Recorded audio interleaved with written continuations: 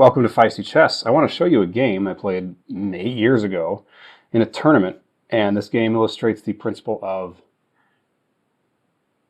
making the most of your mistakes. So here goes. I was white, and I was playing against a gentleman named Dan Vasto, who was a stronger player than me at the time. I think he might have been 1900, maybe even up to 2000 at the time. So I'm white. I play e4, and he plays the Sicilian defense. C5. I always play the Mora against, almost always play the Mora against this now with immediate D4. But back in those days, I was playing a different line. So he goes D6, and I go D4. And now the main line would be to recapture with the knight. But I played queen takes D4. And this is known as the Chekhov Sicilian. So black played the main move, knight to C6. The point here is I'm not going to move my queen again. I'm going to pin that knight and trade it off if I have to. The main line for black here is to go bishop to d7, breaking that pin, and then I trade, and I can continue developing my pieces. And black has the extra bishop, but I have a lead in development. But Dan Vasto played a different way here. He found an interesting tactic to bring about a queenless game, and if you're a stronger rated player, it often behooves you to simplify the position because you have a lower risk in a lot of ways when queens come off. And in general, stronger players are just stronger at endgames and weaker players. So if there's one thing that rating tracks, it's endgame skill. So Dan went for this, queen a5 check. And I have to stop this check with my knight because otherwise my bishop just hangs. So I have knight c3, that's forced. But the bishop kind of hangs anyway because my queen hangs. So the tactics go like this, and it all shakes out even in the end. But the way for black to simplify here, if you haven't found it already, is queen takes b5. And I have to recapture with my knight. And now he simply recaptures with the queen with his knight. And we've both got a minor piece and a queen for our troubles. You see the interesting imbalance in this position. Black does have the bishop pair, but white's got a lot more moves that he's made. The only move that black has really made is d6, whereas I have both these knights out and a pawn out. So that compensates, and the computer says white has a small advantage here. And I don't know if Dan was prepared to play this against the Chekhov, because the Chekhov with queen takes d4 is pretty rare. But he found the move king to d8, which is recommended by the computer. King to d8 and king to d7 are really the only moves worth considering here. I'm looking at the score sheet. Yeah, he played this relatively quickly. I think he was in book. So I, however, am out of book. I have studied other lines in the Chekhov. I know the Chekhov pretty well, but this was not a line I was prepared for. Honestly, when I played this, when he played queen takes b5, I'm like, oh no, have I done something wrong? Is there something wrong with my system? But no, white still has a healthy advantage, but I'm just out of book. So I played, the main move here is c4 to put in this central bind on d5, the Marazzi bind as they call it. I just wanted to get developed to get castled, and d2 looked like the best square for my bishop. Actually, I don't know why I chose d2 there. Maybe e3 was better, g5. Not f4. f4 would be bad because I get forked, right? But anyway, now he plays bishop to d7, attacking one of my knights. And this move actually makes a threat. And I didn't see the threat. And I continued developing. I played queenside castle. I felt like Morphy at this point, right? I've got all my pieces rocking. The rooks are connected. I've got both my knights out here making various threatening looking gestures. And I've got this bishop ready to go. So my rook is even lined up with his king. But I didn't consider tactics, and you'll notice that the computer just dropped the evaluation 2 points here. And that's because e5 is a simple and super important type of tactic, just called removal of the guard, right? So this knight is the only protector of that knight, which is attacked. And this move just makes one of my knights move, makes this knight move, and afterwards I have to give up that knight. So this is the key point of the game, I feel like, and I really I wasn't so much of a gambit player when I played this game. I was just trying to play offbeat systems and stuff, but I wasn't a risky kind of let's sacrifice material to get some kind of spiritual advantage in the game.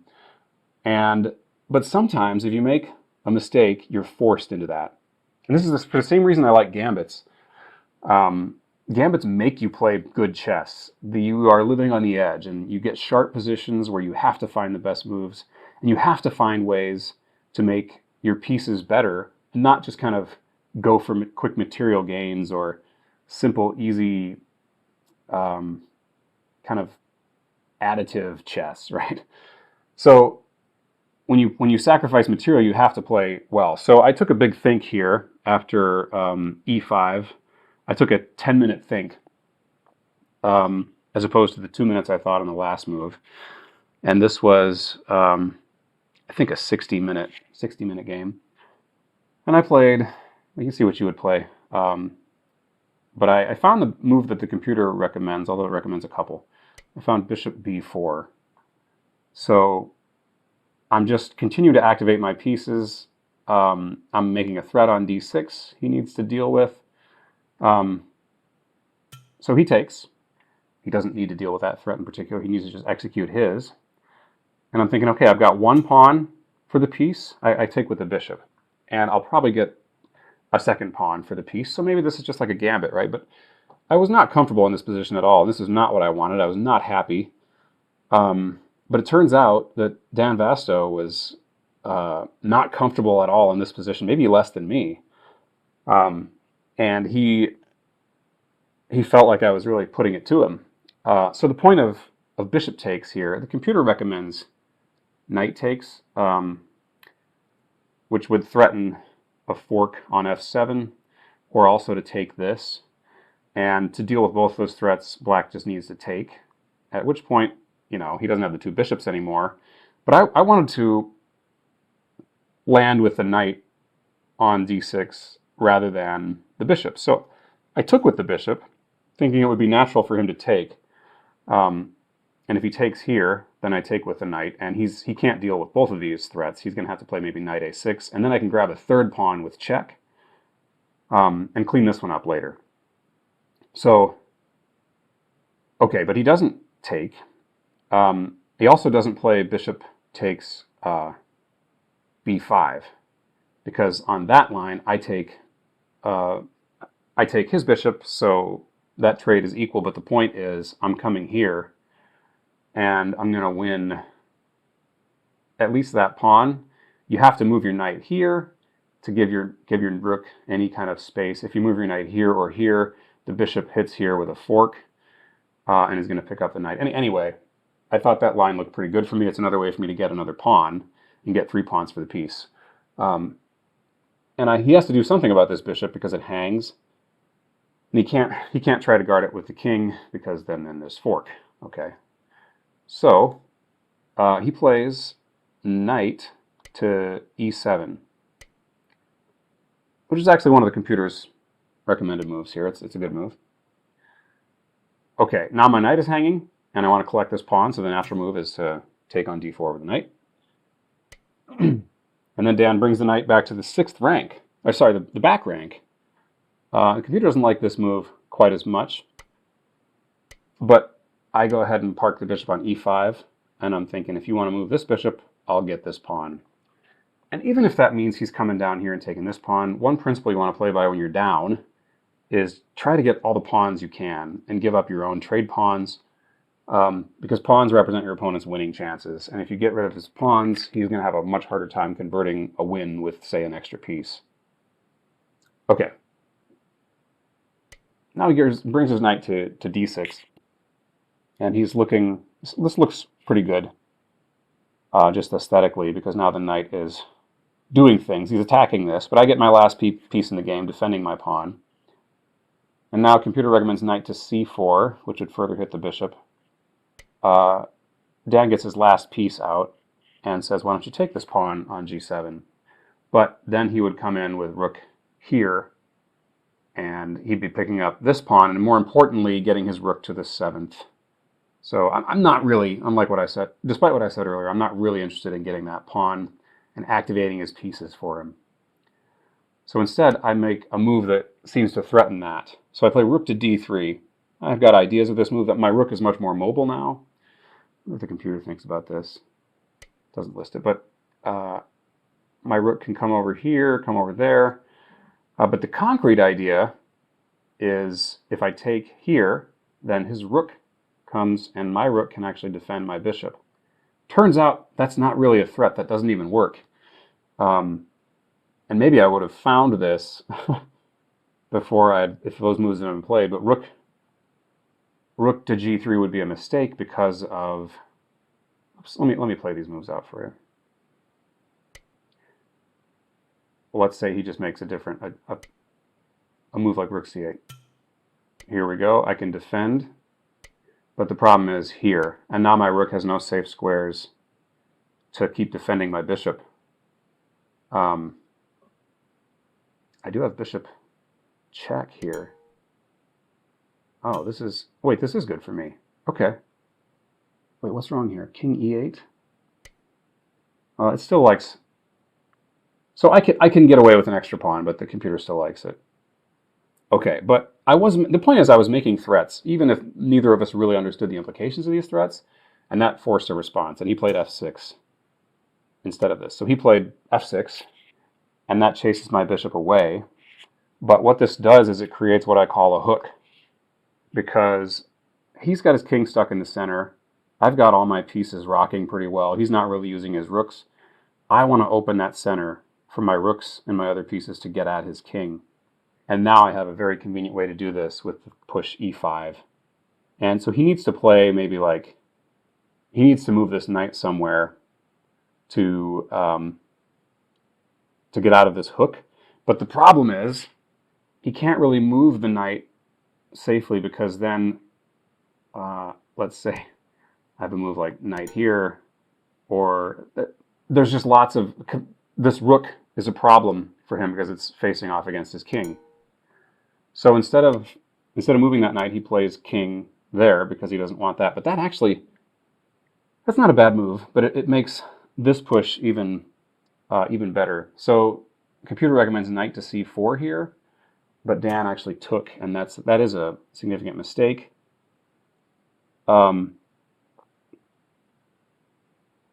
Anyway, now the bishop comes, and now all my rooks are super great here. Look at them; they're both on open files. One of them happens to be facing the opponent's king. They're ready to double. I'm very happy with this. And now Dan's feeling like he's under a lot of pressure, and he makes a move that is a mistake. So he goes knight to f5, trying to simplify, trade off pieces. Now, when you are up in material, you want to trade off pieces and keep pawns on the board, because the more pieces that get evenly traded off, the bigger your advantage in material gets. So, but here there's concrete details that make this undoable. Even here, probably bishop to d6 would be probably good enough to win. Let's see what the computer thinks of that. Oh, that would be even. I played a simpler move, rook to f3, which hits the bishop. And now Dan plays rook to f8, and now I have a huge advantage. But really, that huge advantage goes back to knight to f5. That was a mistake Black made. Okay, rook to f8. If he tries like bishop g4, well, then I just double up. Well, I can continue to hit the bishop. That's the point. I can continue to hit the bishop while maintaining this threat. This is my real threat, because that'll win that dark square bishop back. In which case, I'm just up 2 pawns. 2 really nice, healthy pawns. So instead, Dan defends, but it doesn't make too much difference because I'm going to play that anyway. And if he tries to defend with this rook, then I can just snap off this bishop, or I could even simplify like this, just to get all the material off the board. And I am in a rook on rook ending with 2 extra pawns and a more active rook. So Instead, after I play here, Dan goes here, and if I take with rook, he'll take my bishop. So I take with the bishop, and now his plan is to pin the bishop like this. But it's not really pinned. I can actually come back here and defend the rook, but instead I want to simplify further and improve my king. So we trade rooks like this. I come to d2, and he comes back here to defend, and now I get another pawn. So I'm 3 pawns up. The computer says I'm 4 pawns up by its evaluation. Rook check. He has to stay in communication with this bishop, and I don't want him to skewer me with this check and win a pawn on c2, so I go back to king to c1. And now I should play a simple move. He's skewering the rook and the pawn. I should just play rook g3, which protects the pawn, also protects this bishop, and I'm good to go, really. I get a little too fancy, though. I go rook to b3 instead. There's also rook f7 check, which looks quite good as well. Okay, but I got too fancy. I'm still better here, though. Now he's able to attack, double attack on my bishop and my pawn. So I'm not going to be able to save that pawn. That's fine. I'm still up 2 pawns. I try to hang on to my rook pawn. He hangs on to his rook pawn over here. And now I figure I've got this majority on the king side. I should get going with it. And now his bishop's not hitting that pawn anymore. My king is free to move. Okay, I'm defending that pawn. I move up here. But now he's going to win this pawn. I can't hold that pawn. And I can't bring my king further into the game either. I don't know why I went king to e1, actually. I might have been seeing some ghosts and worried about this pawn and maybe trying to free my bishop up from defending that pawn. I went king e1. He took, and I decided to take the rooks off the board. Opposite color bishops, these endings are notoriously drawish, and the computer says it basically is a draw here. It should be a draw. But we're both pretty low on time here, and we both kept playing on. And I still have an advantage. I have the extra pawn, so I'm still thinking I can win this. I'm going to get my king in the game, so we get our kings kind of squared off here. And instead of getting on this diagonal and posing his king, I decided to make it interesting, because I can't advance my pawn if my king is in front of it. So I push over here, then he comes there, and I get my pawns a little further advanced. But then he makes, I think, a good move, bishop b5, and that prevents me from going a4 to try to get my pawns rolling any further. So now I just move my king over to try to stop him, and he goes bishop to c6 check. And the computer says it's a draw. And I know that I'm not going to be able to just go up here and clean up this pawn. My pawns have been immobilized on the queen side over here. I went king e3, and I can't tell you why I went king e3, but I think this is a nice move because it kind of sets a trap. And now he's tempted to push his h-pawn. So he gets going with that. But I think I didn't intend all this with king e3 because I remember at this point feeling panicked about this pawn. How do I stop this? This bishop keeps me out of these squares, and going this way, for instance, if I try to do this,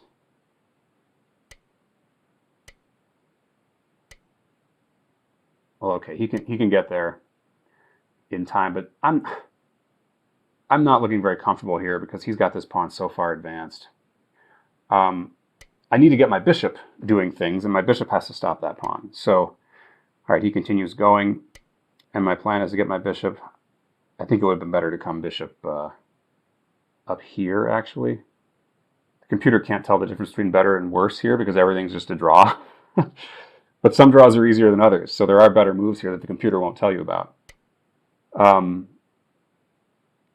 Okay, now I have to play here and get my bishop on this diagonal, but now I need to make an extra move and bring the bishop back there because I want to move my f-pawn. And he doesn't want to get his he doesn't want to get his pawn moving until he gets his king here. That's his plan. So I know I have time. I have time to move my f-pawn, because once he pushes here, now I can push my f-pawn. And the computer doesn't, I mean, it says it's still a draw here, but he's got to play a bishop move to try to stop this pawn. Okay, so bishop d7 is the most natural move. Now he watches over both of these pawns. All my pawns' advances are watched over by his bishop. So he shouldn't have any problems drawing that. And actually, I have to play f5 anyway, just to be able to stop that pawn, his pawn, from queening. So apparently that's a draw, but okay, editing this, I had to show you this thing I found, which is just demonstrates so much about endings. So we see that h3 here for black is a losing move. You'll see that in a second. Black needs to play, doesn't need to play, but the easiest way to draw this is bishop d7, which guards here. And now you might think, well, I want to, naturally white wants to support his pawn with king e4 and then can push onward and make black give up the bishop for his pawn. For my pawn. But actually king e4 is a game-losing mistake, and only because of one tactic. So find the winning move for black here. Okay, the tactic is bishop f5 check. And now the bishop blockades this pawn, which interferes with my bishop trying to stop his pawn. So if my king goes anywhere else, the bishop stays parked there and the pawn's going to promote. So I have to take, but that still doesn't solve the problem, because I'm not in time. Once I get my king out of the way, it's too late and he's going to queen. So white's totally losing here, and my pawn has been slowed up. I haven't even got my pawn to the 6th or 7th rank where I might have a chance to actually draw with the material on the board. So king e4 looks very natural, but it immediately loses to this kind of tactic, this sacrificial tactic. So here we have an ending with just, one minor piece aside, each on the board. They're both opposite colored bishops, and there doesn't seem to be any tactics in the position. Well, that's always a lie in chess. There's always tactics. It always comes down to tactics, and those tactics override whatever broad, grand strategic ideas you might have. Look for the tactics. It's the tactics that'll win or lose the day. And if he'd played bishop d7, I very well probably might have, maybe even would probably have tried king e4. And he might have been able to find this. Probably both of us wouldn't have found either of those moves over the board, but it was tactics that would have decided there, and as it was in the game, h3 was a tactical blunder. So tactics all the way down, guys, no matter what phase of the game we're in. Okay, back to the rest of the game. What happened in the game instead was Dan pushed that pawn, and now I have to give up my bishop for it, but interestingly, that might feel like a win, that might feel like a victory, but white is just winning this by force. And I kind of stumbled into this, to be honest. I still got the 2 pawns for the piece, just like in the opening, but the 2 pawns here proved to be way better than the piece, and it's very simple. This move forces bishop e8. If he tries bishop d5, then these other pawns get rolling on the queen side, and this bishop can't leave this diagonal. So he's got to cover both diagonals, and both of all these squares. So the bishop looks like it does a great job here, but there's a problem. So how do you win this as white? Well, you just play a4 because he can't cover both diagonals. The bishop can only really cover one. So we can't take there, or I push f7 and I'm going to promote. He tries to get his king in the game, but I just keep pushing on the queen side. And I take here, and he resigns. He can try to push his king further, but I'm just going to keep going here. And